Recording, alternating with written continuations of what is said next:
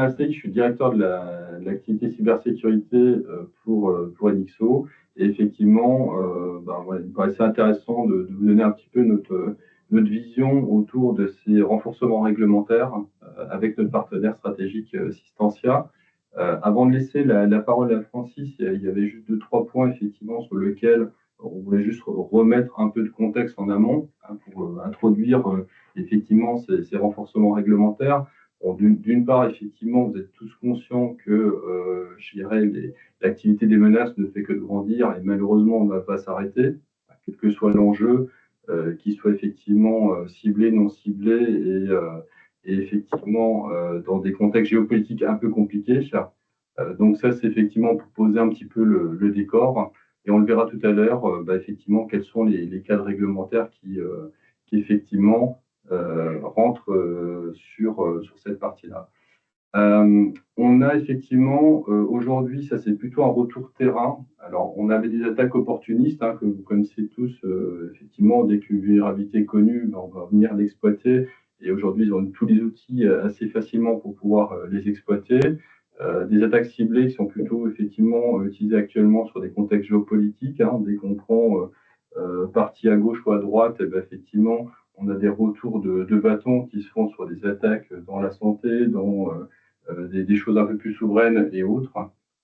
Et puis une recrudescence de ce qu'on appelle les attaques au rebond, effectivement, sur lequel on vient chercher la légitimité entre deux partenaires, c'est-à-dire une organisation telle qu'Enixo en tant que SN avec ses clients, ou vous-même avec un autre client, essayant d'avoir un élément plus faible pour pouvoir corrompre, un ensemble de clients. Donc, ces attaques au rebond, aujourd'hui, il y a une reconnaissance assez massive, avec des détournements aussi via de l'ingénierie sociale. Typiquement, on vient prendre l'adresse mail de la personne, on le met dans Teams, et puis on vient effectivement créer une légitimité et puis mettre un fichier corrompu sur un environnement qui n'est pas forcément sécurisé.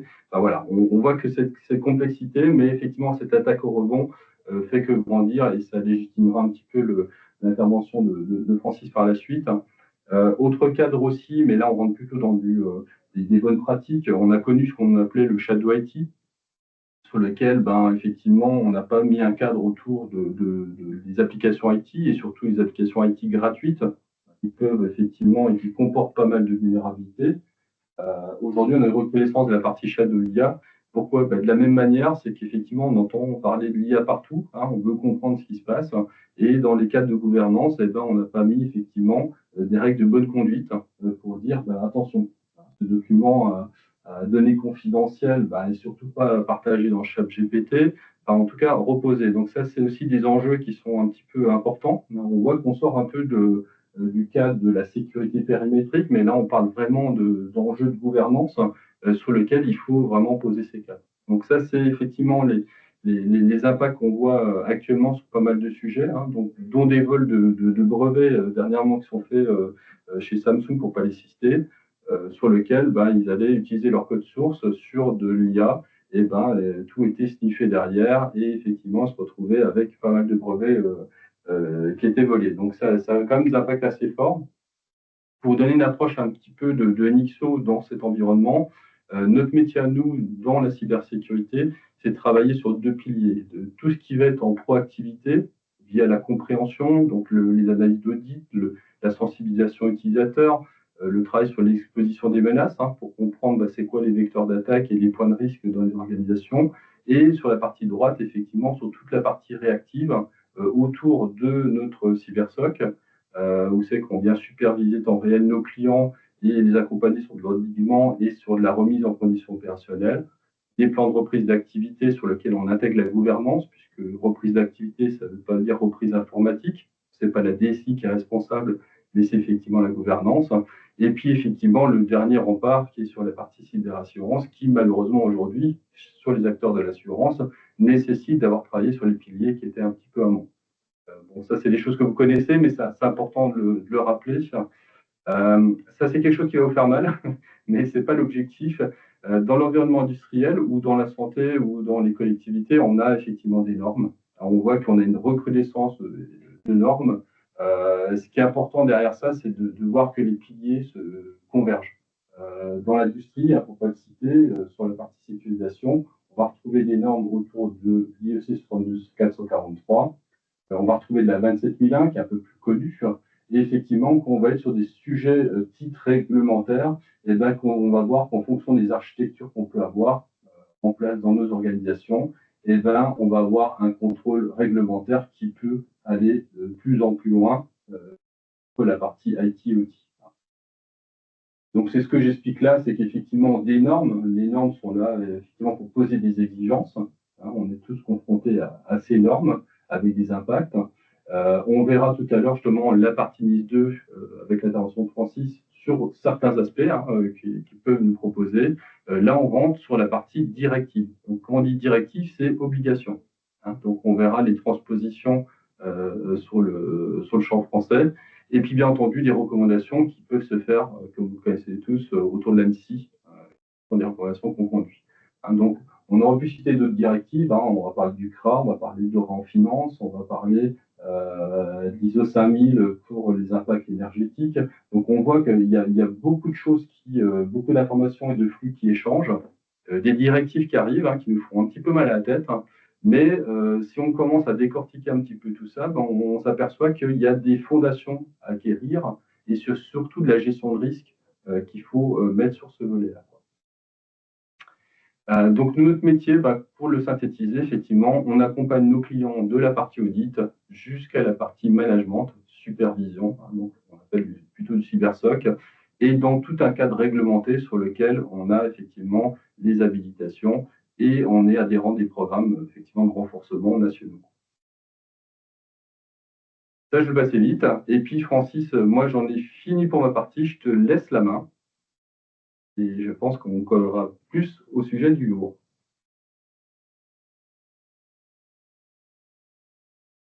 Bien, je vais reprendre la main. Merci Stéphane. On va donc rentrer dans le vif du sujet. Alors, je m'en excuse, j'ai une petite extinction de voix, donc si elle déraille de temps en temps, je m'en excuse déjà par avance. Aujourd'hui, les organisations, qu'elles soient publiques ou privées, elles sont soumises à une pression réglementaire qui est de plus en plus forte. On voit ici un ensemble de règlements qui émanent soit d'institutions nationales comme l'ANSSI, ou encore de différentes branches, qu'elles soient financières, industrielles, ou encore technologiques, et qui vont donner des directives, des bonnes pratiques en matière de cybersécurité. Et si on regarde d'une manière macro, je ne vais pas rentrer dans les détails de chacune des réglementations, eh bien, on s'aperçoit que la pression réglementaire est en constante augmentation et la directive NIS 2 en rajoute encore une couche, si j'ose dire. Mais bon, nombre d'entreprises ont déjà anticipé, bien avant l'arrivée de NIS 2, leur plan cyber et elles appliquent déjà un ensemble de bonnes pratiques en matière de cybersécurité, même si ça reste insuffisant en rapport justement à toutes ces nouvelles réglementations. Alors, on entend tous parler de NIS 2, on sait que son principal objectif est d'élever collectivement notre niveau de cybersécurité, mais on ne sait pas vraiment comment aller structurer d'un point de vue organisationnel. Donc NIS 2, c'est un écosystème organisé au niveau européen pour la résilience cyber. C'est en fait, et à l'initiative de la Commission européenne, la coopération entre différents acteurs qui travaillent ensemble sur des sujets cyber, que ce soit pour définir des objectifs de sécurité en avant-phase d'attaque, pendant et après les attaques, et qui partagent également tout un ensemble de bonnes pratiques cyber. Sa mission première est d'harmoniser le niveau de sécurité des différentes entités européennes, parce que aujourd'hui, il y a de grosses disparités en matière de cyber entre les différents pays européens. Donc on voit sur ce schéma que l'on travaille en cercle concentré, en périphérie, donc sur la partie bleu ciel, on retrouve les acteurs européens. Au milieu, on retrouve en bleu plus foncé les acteurs nationaux et en vert l'ensemble des entreprises à protéger, que NIS 2 appelle entité essentielle et entité importante. J'en reparle un peu plus tard. Au niveau régional, les entreprises vont plutôt travailler avec les CIRT, les CSIRT territoriaux, donc les centres de réponse à incidents, qui eux-mêmes vont rendre compte au niveau national qui lui-même rapporte au niveau européen. Ce qu'il faut retenir ici, c'est qu'au niveau structurel de Nice 2, on retrouve une organisation européenne, hein, la Commission européenne, l'ENISA, Cyclone, hein, on ne va pas tout détailler, et dans chacun des pays, on a également une organisation qui se met en place selon les recommandations nationales, hein, pour aider les entreprises. Donc, on a une coopération entre les différents acteurs pour faire en sorte que tout ce petit monde travaille ensemble pour fédérer un bouclier de défense cyber, hein, on va l'appeler comme ça, le moins poreux possible. Donc la directive NIS 2, elle étend et renforce en tout cas le cadre établi par la directive NIS 1, et elle élargit notamment son champ d'application à un plus grand nombre d'entités de secteurs d'activité. On voit ici, hein, les différents secteurs concernés avec un petit plus, hein, sur les domaines qui sont ajoutés par NIS 2, et on voit bien que le gap, il n'est pas neutre, hein.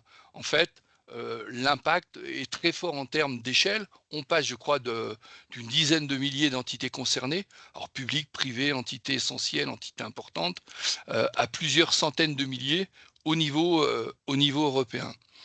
Alors après, selon la taille de votre entité et son secteur d'activité, critique, hautement critique, bien vous avez toutes ces précisions dans les index 1 et 2 de la directive, et bien vous pouvez ou non être concerné par NIS 2. Par exemple, si vous êtes dans un secteur d'activité concerné par la directive, mais que vous êtes une très petite entité, vous ne serez pas forcément concerné par NIS 2. En revanche, si en nombre d'employés ou en chiffre d'affaires, vous êtes sur des tranches très importantes, plus de 50 employés, plus de 10 millions de chiffres d'affaires, et bien là, vous serez concerné, considéré, alors soit comme une entité importante, soit comme une entité essentielle, hein, ça va dépendre de la criticité du secteur. Donc, à titre d'information, je vous ai mis un lien vers le site Mon Espace Nice 2, pour tester votre éligibilité, hein, de manière à savoir si vous êtes concerné ou pas par NIS 2, en tout cas pour ceux qui ne le savent pas encore.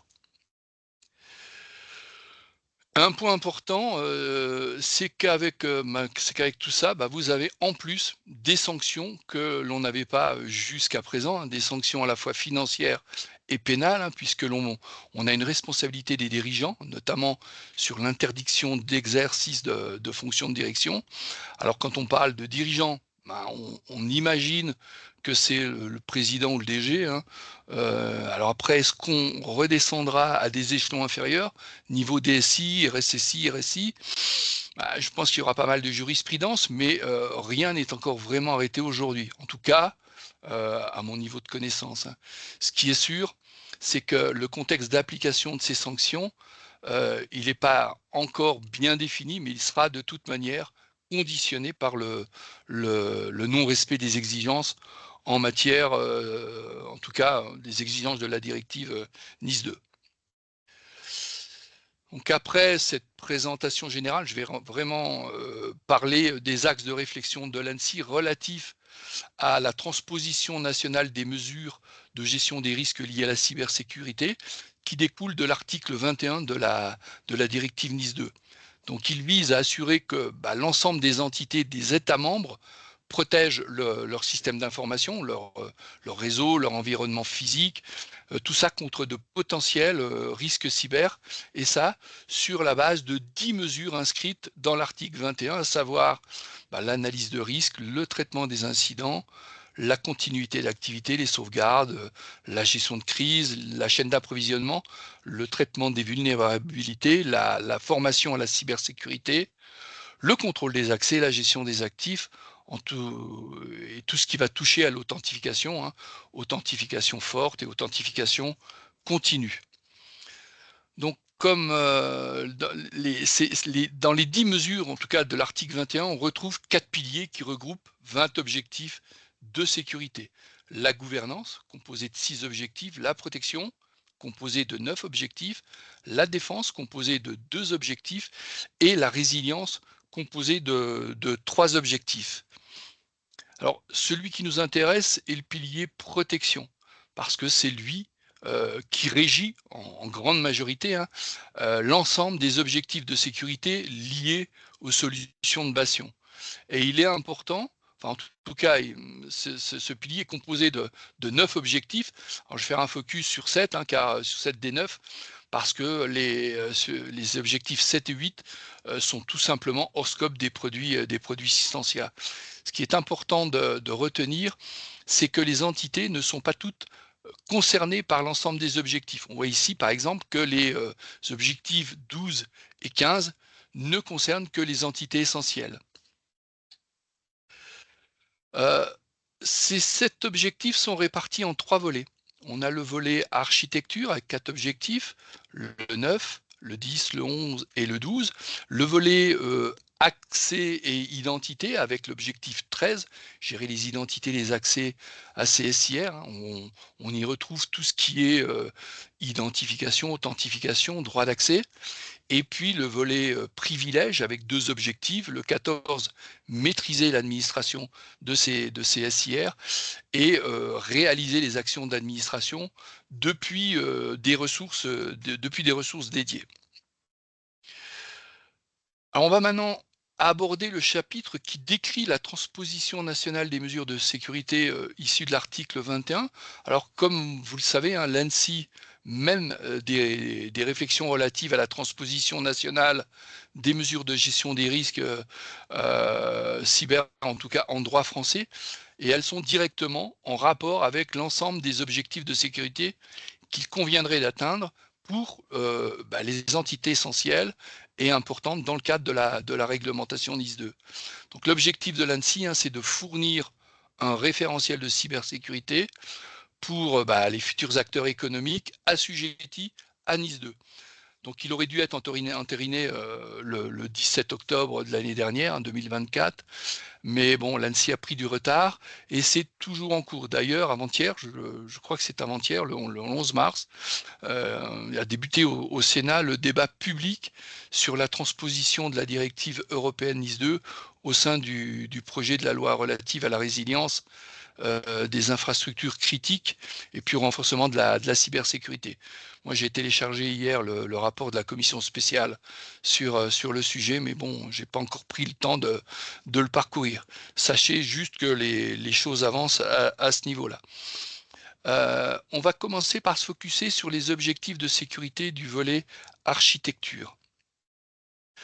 Alors avant de détailler les fonctionnalités en tout cas qui répondent aux mesures de sécurité des 4 objectifs de ce volet, je vais déjà commencer par vous présenter le détail du contenu d'un objectif. Ici, par exemple, l'objectif 9 relatif au cloisonnement. Alors, déjà pour tous les objectifs liés à l'article 21, la transposition nationale des mesures de sécurité est faite sur le même modèle que celui que vous voyez. On retrouve dans la première colonne les lettres correspondantes aux mesures de l'objectif, A, B, C, D et autres. Dans la deuxième, une description des mesures de sécurité à mettre en œuvre pour atteindre l'objectif, qu'on appelle également moyen acceptable de conformité. Et les 2 dernières colonnes correspondent aux entités pour laquelle ou lesquelles s'appliquent ces mesures. EI, entité importante, EE, entité essentielle. Ici, on a par exemple que 2 mesures sur 8, hein, la A et la G, qui s'adressent aux entités importantes. Donc pour l'objectif 9, la transposition des mesures de sécurité en droit français regroupe les besoins de cloisonnement des différents systèmes d'information, hein, qu'ils soient physiques, logiques, segmentés, avec de la sous-segmentation, des passerelles entrantes, sortantes, et des interconnexions sécurisées. Donc sur cet objectif, par exemple, le bastion Systentia couvre 100% des besoins. Donc sur le périmètre cloisonnement, l'architecture du bastion Systentia permet de faire à la fois du cloisonnement fonctionnel, on est multitenante, et du cloisonnement réseau, on est multi-VLAN. Elle permet également de gérer plusieurs zones d'échange cloisonnées, par exemple pour le transfert de données, de fichiers avec des diodes réseau, par exemple entre les différentes zones d'échange. La solution, elle permet aussi de s'affranchir, alors si besoin, de l'installation d'un client sur le poste d'accès. Par ce biais-là, on limite la surface d'attaque. Elle permet d'isoler via des technologies de déport d'affichage le poste du SI d'administration. On évite la remontée de saleté, de malware, de ransomware sur le système d'information. Permet aussi d'obliger les administrateurs à passer par le bastion pour les accès au SIR. Alors SIR, je ne l'ai peut-être pas dit, un système d'information réglementé, hein, c'est son acronyme. Donc par là, on garantit la sécurité et la traçabilité des accès, permet d'interagir dynamiquement et en temps réel avec une session d'administration. On interdit l'exécution de certaines commandes, le lancement de certaines applications, et de protéger les secrets via un coffre-fort, hein, ou la fonctionnalité d'APM. Alors APM, c'est Application to Application Password Manager, c'est-à-dire que les administrateurs n'ont plus connaissance des mots de passe des comptes à privilèges qui pourraient se trouver dans des applications, dans des scripts, dans des batchs, etc. Et puis, elle permet aussi d'appliquer une politique d'accès zéro trust, hein, grâce à son architecture qu'on dit double barrière de la solution. On applique le principe du moindre privilège. On parle d'accès just in time, hein, juste à temps. On renforce aussi la sécurité grâce à un tunnel sortant sans ouverture de port réseau. Donc on est agnostique au protocole et puis on garantit une confidentialité de bout en bout. Les ressources du système d'information sont invisibles depuis l'extérieur, depuis Internet en tout cas. On propose aussi un contrôle et des conditions d'accès contextuelles et comportementales au niveau des utilisateurs et du poste. Et puis on gère avec la solution nativement l'authentification multifacteur et puis on fait de la rupture protocolaire. Bref, on répond à un très grand nombre, ou en tout cas à une très grande majorité des mesures de sécurité des 4 objectifs de sécurité. On passe maintenant en revue l'objectif de sécurité du volet accès et identité.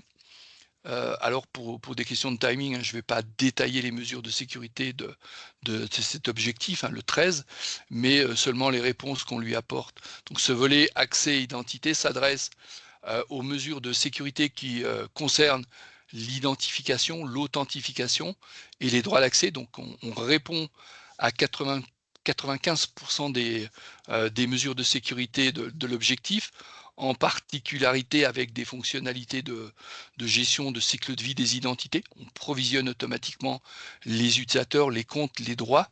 On est en capacité de désactiver les comptes qui ne sont plus utilisés. On sait aussi mener des campagnes de recertification de droits. On sait gérer ce qu'on appelle la SOD, la séparation des pouvoirs. Au niveau d'authentification, bien on fait du MFA, soit par OTP, du TOTP, par serveur Radius, via le protocole FIDO2, tout ce qui est clé physique, YubiKey ou NeoWave ou d'autres, par certificat. Et en ce qui concerne les mots de passe, bien on va gérer la complexité, la longueur, la rotation des mots de passe au travers de politiques de mots de passe. Et puis on sait interdire également les déplacements latéraux sur le système d'information, ce qu'on appelle les anti-rebonds réseau, hein. On évite un utilisateur, si un utilisateur a le droit d'accéder à une seule ressource, eh bien il sera cloisonné sur cette ressource, il ne pourra pas se déplacer sur d'autres. Et puis on donne des accès limités aux ressources via des workflows d'approbation, c'est-à-dire qu'on peut interdire l'accès à une ressource si un utilisateur veut y accéder. En tout cas, il y a un workflow d'approbation qui est envoyé à l'administrateur de la solution et c'est lui qui décide s'il valide l'accès ou s'il l'interdit. On gère les identités au travers de différents types d'annuaires. On peut s'interfacer avec des annuaires LDAP, on peut créer des annuaires locaux dans la solution, on peut travailler en mode fédéré, s'interfacer à des IDP via le protocole SAML V2, par exemple pour s'interfacer avec de l'Azure AD ou d'autres. Et puis on répond aux besoins de protection de traçabilité en ce qui concerne la surveillance des accès, la journalisation des événements, les enregistrements de sessions. On peut enregistrer les sessions de manière vidéo, juste des métadonnées, donc on peut filmer les sessions des personnes. Et puis on sait également s'interfacer via des SIEM, des SOC, enfin en tout cas à des SOC et à des SIEM externes via le protocole R6log pour la remontée des journaux et des logs. Et pour terminer le chapitre sur la transposition nationale, j'aborde les deux derniers objectifs du volet privilège. C'est les objectifs 14 et 15 qui traitent des mesures de sécurité liées à l'administration des ressources. Alors là aussi, je ne vais pas les détailler dans l'ensemble, en tout cas détailler l'ensemble des mesures de sécurité, mais seulement les réponses qu'on leur apporte. Sachez juste, encore une fois, que l'on répond dans ce registre-là à 96% des mesures de sécurité des deux objectifs, et en particulier avec des fonctionnalités liées à la sécurité des accès Zero Trust, à la protection et la traçabilité. On les a déjà vus dans le volet architecture, je ne vais pas les répéter. Également à des fonctionnalités liées au contexte de silotage AD. On a de plus en plus de recommandations qui émanent suite à des audits, par exemple, qui demandent de renforcer la sécurité de l'Active Directory avec des modèles tiering. Donc là, on va pouvoir nous respecter en tout cas les principes du silotage en ce qui concerne l'intégration de notre bastion. On utilise l'authentification Kerberos pour l'accès au poste d'administration d'un tiers. Côté silotage, ces postes-là s'appellent des PO, Privilege Access Workstation, et on s'appuie sur notre tunnel sortant au niveau des échanges, justement pour éviter d'avoir à ouvrir des accès entrants vers le poste d'administration. Et puis on met à disposition des accès aux ressources par des groupes utilisateurs. On propose également dans la solution un coffre-fort orienté ressources et administrateurs, une authentification unique, donc les administrateurs n'ont plus connaissance des secrets d'authentification, donc des mots de passe, quelque part des comptes à privilèges, des comptes d'administration. Et puis, on propose aussi la gestion des mots de passe au travers de politiques. Je l'ai redit déjà un peu avant, on va définir la longueur, la complexité et la rotation des mots de passe. On propose ici du multi-annuaire et des revues de certification des comptes. Ça, on l'a déjà vu dans le volet accès identité. Et puis, on répond aux recommandations de l'ANSSI, rapport au document PA022 et PAM, je ne sais pas si vous en avez déjà entendu parler, mais avec en plus la possibilité de mettre à disposition des administrateurs des postes éphémères. C'est une option à la solution, on va parler d'option Clean Room Desk, on est capable de mettre des postes virtuels à disposition des personnes qui font les actes d'administration. Un mot sur l'architecture d'un système d'information conforme à la directive NIS 2. Ce schéma, il reprend les mêmes couleurs que dans les documents de l'ANSSI, rouge, bordeaux, marron pour le système d'information d'administration qu'on appelle SIA, et un bleu pour le système d'information réglementé, le SIR, dont j'en ai un peu parlé avant.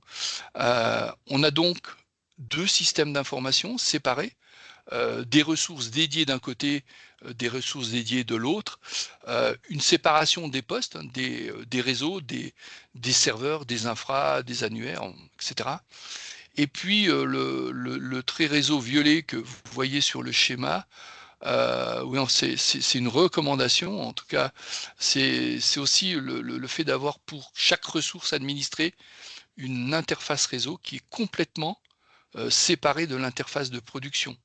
Donc ça va très loin, et, y compris pour la séparation d'interface réseau pour chaque ressource. Alors on voit ici l'intégration du bastion Systentia dans ce modèle d'architecture multi-VLAN, c'est-à-dire avec plusieurs passerelles. On retrouve au centre du SI d'administration en rouge le bastion qu'on appelle médiation, avec son ou ses coffres-forts. Excusez-moi, juste une petite.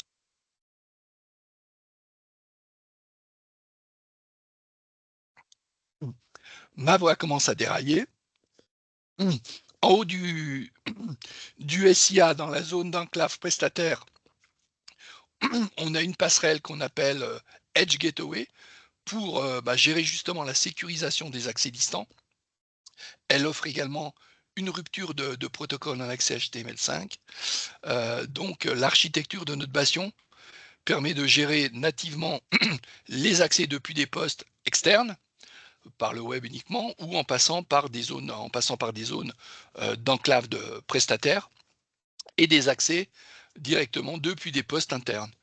En bas du schéma, en tout cas en bas du SIA, on retrouve les zones d'échange dans lesquelles on implémente une passerelle pour réaliser les transferts de fichiers entre le poste de l'utilisateur et la zone d'échange, ou entre des zones d'échange au travers de diodes réseau bidirectionnaires. Hein.